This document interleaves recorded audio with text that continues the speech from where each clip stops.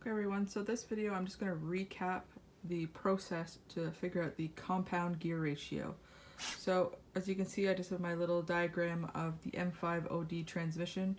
All of the green pieces there, those are all representing the synchronizers. So there's the 3-4 synchronizer, the 1-2 synchronizer, and then down at the bottom you can see the fifth and reverse synchronizer. So up at the top here you can see the formula, the small d, so driven gear 1 divided by drive gear 1 multiplied by driven gear 2 divided by drive gear 2. So remember, if this is the layout of all your gears, this gear right here is your input main gear, this is your cluster main gear. Remember, your cluster main gear is always being driven by your input main gear. So you have D1, and there's your big D1, your drive gear 1. Everything on the output shaft, so remember this is the input shaft, from this gear forward, that's all input shaft. Everything on the output shaft is now a small gear, a driven gear. Everything after your cluster main gear are drive gears. So all of these are your drive gear 2s, all of these are your driven gear 2s, depending on what gear ratio you are looking to do. Okay, so we've determined our drive gear 1, our driven gear 1. Everything else on our cluster shaft are drive gears, so these would be drive gear 2s. Up top here, those are all our driven gears, all the ones on the output shaft. So to find the compound gear ratio, I need to incorporate both the input main gear and whatever gear I'm looking for on the output shaft and cluster shaft. So we're looking up at, there's our formula, D1 times D2 divided by big D1 multiplied by big D2. Remember, driven over drive. So our cluster main and our input main are always our driven and drive gear 1s. So if my cluster main gear had 40 teeth and my input main gear had 23 teeth, 40 divided by 23 is going to give me 1.73. Now doing that, just doing these two together, that is a simple gear ratio. We're looking for the compound gear ratio, this whole piece here. That is the only way to properly determine a gear ratio of a transmission, is creating the entire compound gear ratio. So if I look down, my first speed gear, so my first speed gear up here, that is, remember, a driven gear. This gear down here is going to drive it, so this is a driven gear, so D2. So if that one has 33 teeth and the cluster gear down here has 16 teeth, divide them together, I'm going to end up with 2.06. But remember, I'm looking for the compound gear ratio, everybody all included with each other. So now all I'm going to do is take the 1.73 and I'm going to multiply it by the 2.06. Those are the gear ratios, that is the 1s multiplied by the 2s. So 1.73 multiplied by 2.06 is going to give me a first gear ratio of 3.563 to 1. Okay, so let's say I'm looking for third gear now. We've already gone through first gear. Remember, it's going to be the larger of ratio, so that was the 3.5. Now we're looking at third gear. Remember, as I get closer and closer to that fourth or fifth, I'm going to get closer and closer to that 1. So I still have the same cluster main over input main, because remember, that's always going to be our D1s here. So that stays the same, 1.73. Now I'm looking at third. My third speed gear, it's this guy right up here, that's a driven gear, has 27 teeth. The third cluster gear down here, that's a drive gear, that has 33 teeth. So 27 divided by 33 is going to give me 0.818. So yes, that is below the 8. But once I incorporate the cluster main and input main ratio, so 1.73 times 0.818, my ratio is now still above that 1, so 1.415 to 1. We're getting that much closer to fourth gear, and we know fourth gear is a 1-to-1 ratio. Whatever goes in is exactly that comes out. discussing the torque out versus the torque in. So what's coming in versus what comes out at the end of our output shaft here. So remember, we know our clutch is splined to the input shaft. Whenever my flywheel, clutch, pressure plate are turning at the same speed, we're engaged, this input shaft is turning at that rate. The point of having all these gears is I can actually change what comes out on the output shaft.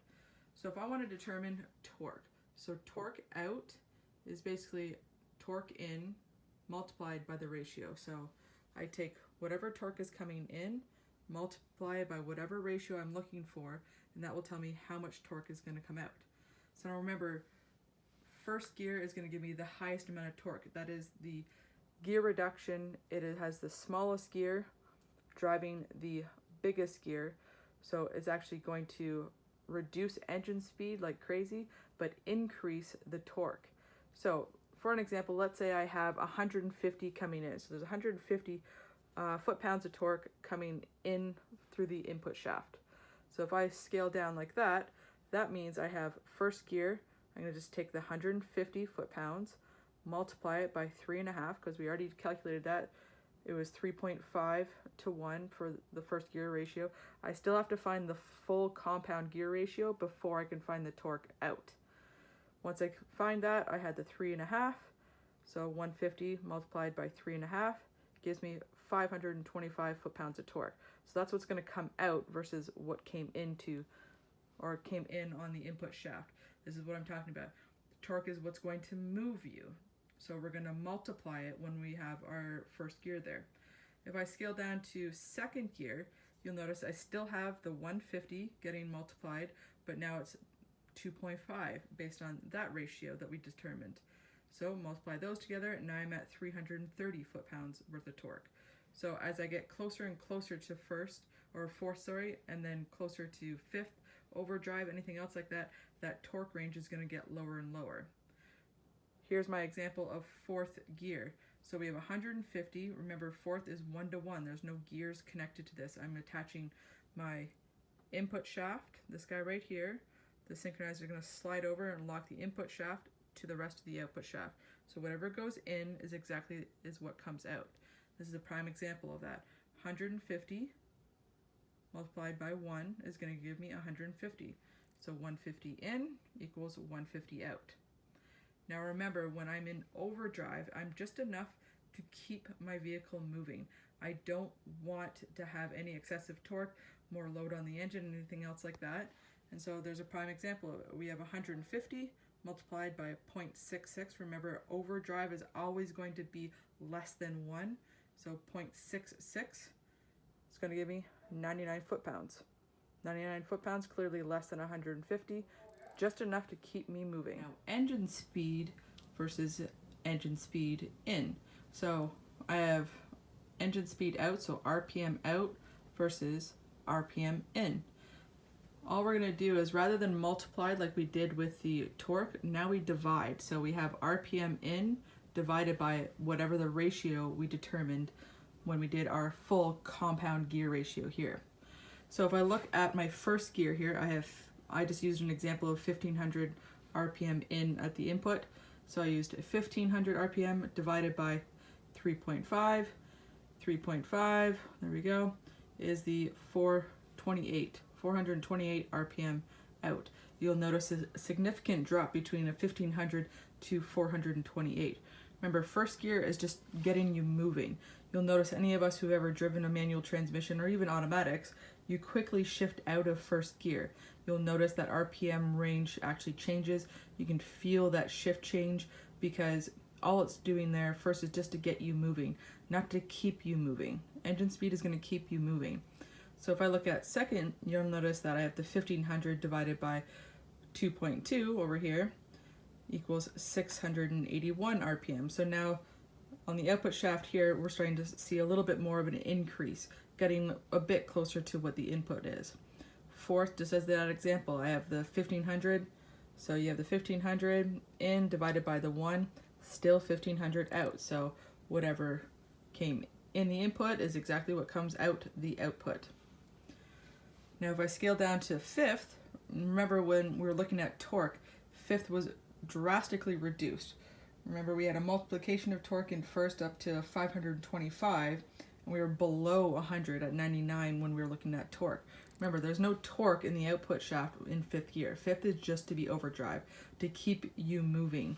Torque is what gets you moving. Engine speed is a different story though. So I have 1500 RPM divided by the 0.66. You see a significant increase. Now I'm at 2272 RPM, which is coming out. That is what's keeping us moving, keeping us going. It's basically a flip. When you see torque, it's going to go higher and work its way lower. When we see RPM, what you're going to see is we're going to start off as low for our first gear and work our way up higher into our fifth gear. Okay, so this week's lesson we're discussing power flows. So we talked about how a gear ratio works, what's driving what. The connection of gear ratios works with power flows. We have where do we come in versus how do we get out. So for here, you can see my little drawing here.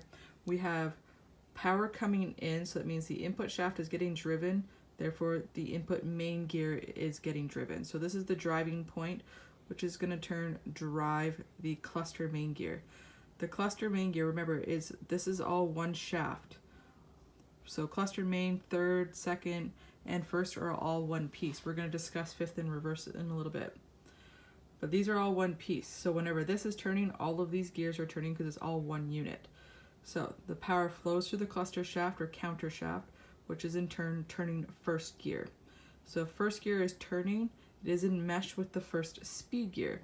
So the power flows from here down across the cluster shaft into the first cluster gear, up into the first speed gear. It can't just go from the speed gear and work its way out. What it has to do is have its process through this synchronizer. Remember, this is the 1-2 synchronizer. So in essence, it goes through that speed gear. Remember, there's dog teeth just on the outside of this gear that's all attached to the gear. So it goes into those dog teeth. This sleeve will actually slide over and connect onto those dog teeth, in essence connecting the first speed gear onto the output shaft. From there, that power flow goes through that sleeve, in through the hub. Remember, the hub is splined to the output shaft. So the output shaft is always turning, therefore the hub is always turning. Or whatever the output shaft is turning, the hub is always turning. So when the hub is turning, if this sleeve is slid over and connected to this first speed gear, that means we are now driving the output shaft in this first speed gear range, that ratio. So that power comes up through first cluster gear into the speed gear, into those dog teeth that are sitting back there, through that sleeve, into the hub splines, and then out the output shaft. Remember, if we look at what kind of a hub would look like, you have splines on the outside because the sleeve is splined to the hub. It can actually move, remember, laterally, forward or back, selecting, first or second gear, third, or slide forward and locking input main to output main, giving us fourth gear, things like that. So these splines here have the sleeve. In the middle, you have splines that attaches it directly to the shaft. This one would be connecting it to the cluster shaft. These two here connecting them to the output shaft. So whenever the output shaft is turning, the two hubs that are here and here are always turning. They're not getting driven until this synchronizer sleeve slides over and locks onto a gear. So we put it in our writing, our power flows. We have input main to cluster main gear. That cluster gear is going to drive the output gear. So whatever cluster gear we're choosing, third, second, first, even fifth and reverse, they are going to drive the gears on the output shaft. So that output gear, those output shaft gears are now getting driven. Now this one will be slightly different if I'm using fifth and reverse, but any of the output shaft gears that are speed gears, we have the dog teeth on the gear, on the output shaft gear. So right, they would be right here, right there, and right there. That's where the synchronizer sleeve will actually log on to. So from the dog teeth to the sleeve to the hub splines, to the output shaft, and now we are driving in this speed range. So if I were ever asked you to draw the first gear or first power flow, this is exactly how it would be driven. Coming in through my input main, down to the cluster, into my cluster first, up to that first speed gear, into that synchronizer. Put that dot in there. That dot is showing me that you know it's going through the sleeve, to the hub, to the splines, then working its way out. The end of the semester, you will be tested on practical testing in the lab, asking you to identify a specific gear on one of the transmissions and identifying the power flow. So knowing this process will help you answer and be successful on that practical test. Now we're looking at the power flow for fifth. Now the starting point stays the same. You have your input main working down to the cluster main. Working across your cluster shaft, these are the guys that are fixed gears onto the cluster shaft. Now fifth and reverse are actually synchronized gears. They are speed gears, meaning they are freely spinning on a shaft. So the only way to select them onto the shaft is by using the synchronizer. So for a power flow, we go from our input main gear down to the cluster main gear, all the way across the shaft. We go into the synchronizer. So we work our way into the gear, onto the dog teeth, through the synchronizer sleeve through the hub. That hub, remember, is splined to a shaft. That's how it's attached. So the synchronizer hub is now attached to the cluster shaft. From the cluster shaft, basically, we are now attached to this. So now this gear is being driven or driving this cluster shaft because it's attached to it now using that synchronizer. So now this speed gear is now driving this fixed gear. The fixed gear is just like a hub. The inside of it, just like the hub, is splined to this output shaft. So it has the outside teeth that are in mesh with this guy here, but it is attached, it is fixed to the output shaft. So whenever this is turning, the output shaft is turning. So this gear, this speed gear, is now driving it, which we are now going to be driving the output shaft in that range. So if I put in my words here, input main to my cluster main, input main, cluster main, then I work from the cluster speed gear into the dog teeth. So remember, the dog teeth are sitting just on the side of it where the synchronizer is, so you'd have all the dog teeth sitting inside there. So from the dog teeth, I have the synchronizer sleeve. Remember, the sleeve is actually going to slide over and connect to it. So now I've locked onto that speed gear. Remember, the synchronizer sleeve is splined to the hub. Remember, that's splined on the output splines of that hub. So my sleeve goes to my hub. Those hub splines is attached to the cluster shaft. That cluster shaft now is going to allow that speed gear to be attached. It's now attached to the shaft rather than freely spinning. So now the cluster shaft is locked on, or this is now locked onto the cluster shaft. So now the speed gear is going to come up and drive that fixed gear. This fixed gear, remember, it is splined to the output shaft. So now the final piece, the fixed gear, driving my output shaft. So that's just first and fifth. First, second, third, they all run the same way. Fifth and reverse is going to run the same way. If I were to ask you the power flow for fourth gear, you're going to say absolutely. Input comes in, we go into the synchronizer. Same idea, we're still going to go through the dog teeth, the sleeve, the hub, the splines, but rather than having these angles going on, it's just coming across. You'd put your little dot here, and you basically are just running straight across. Remember, whatever's coming in is exactly what's coming out when you have fourth, a direct drive.